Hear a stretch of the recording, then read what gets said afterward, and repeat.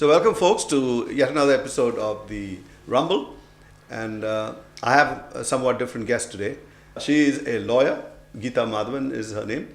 She is not your regular lawyers which you see hurrying up and down in the court. Her area of specialization is anti-terrorism and creating laws to combat terrorism, and in fact advise the government on it.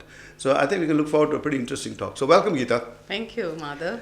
All right, so let's start right at the beginning, which is what I talked about, this terrorism. How did you move away from conventional law, or are you still a lawyer and then taken this as your area of specialization? Yeah, well, yes, my day job is I'm still a lawyer. That's my day job. But way back, I kind of got interested after my master's in law, in which I actually did my dissertation on narcotic control. Okay. So while I was reading up that, I found the link between narcotics and terrorism.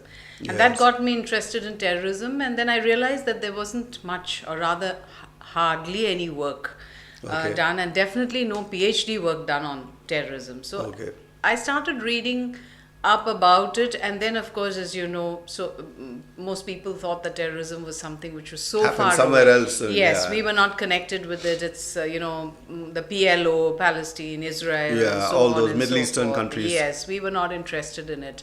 But I started reading up about it, and as I started on my PhD, which was in '93 when I started working on it. Of course, after that was around the time you had the Rajiv Gandhi assassination, you had the rise of LTT as a belligerent group demanding certain freedoms in Sri Lanka. And I got involved and then it struck me that I would like to do a PhD in that subject, especially as it was going to be a path-breaking, literally, research work. New area. Yes. Okay, let's get that one little thing that always bothers people. One man's freedom fighter is the other man's terrorism. And they're quoted all the time. In Pakistan is forever doing it, talking about people in Sri Lanka, Kashmir. Yes. They're saying they're looking for freedom and you keep calling them terrorists. So what's your take on it? If I had my way, I would ban that saying. Okay. Because that is absolutely outdated, unacceptable. Nobody can accept that argument anymore. Why? And I'll tell you why. It's very simple.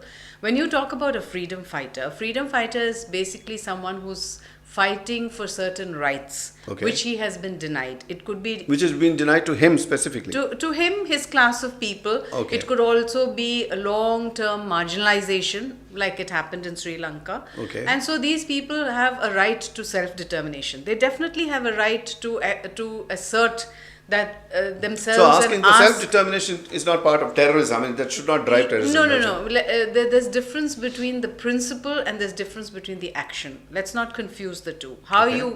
For me, the means does not justify the end. Okay. So if you take IRA, we understand That's the why Irish Republican Army. Republican Army. They wanted all these these groups start off because they want certain things and they support a certain cause for a certain people whom they represent. That's how it starts. And that's unofficial representation in many cases. There not be a real Yes, authority. they have the support of those people because they see the masses are behind them, yes, sort of thing. the people see them as those who are going to help them achieve a certain degree of rights reaching them. That's how. But now when you talk about freedom fighters of these sorts, these are people fighting repressive regimes. Yes. These are people who have no choice.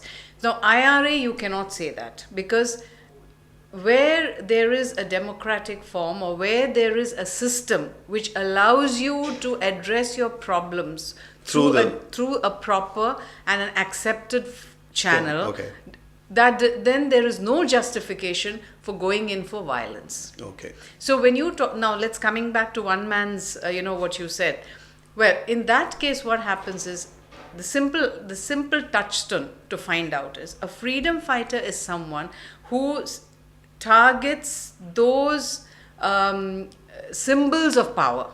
So if you go back to even our own national freedom fighters, they did not pick on Mr. So-and-so Englishman. They went for the people who were... The viceroy. He represented power. Yes. Your oppressor, so to say. Yes. So that is what you see. So you don't put a bomb in the Gymkhana Club. Yes. Now, what we see now is that when we talk about terrorists, They are not. They are actually that's part of the wide definition of terrorism. Non-combatants, Yeah. civilians, Yeah. people who have no connection with direct connection.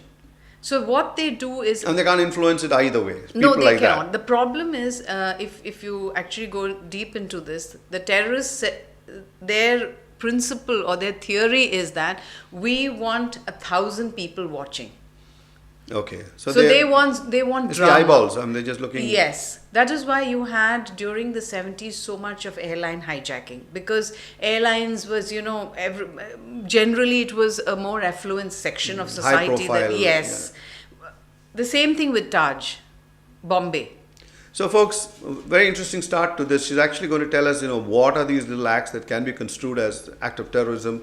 It's not just any violence is terrorism. There are certain things which can be classified as terrorism, and how she proposes or what she thinks is the right way to deal with it. We'll talk about it when we come back.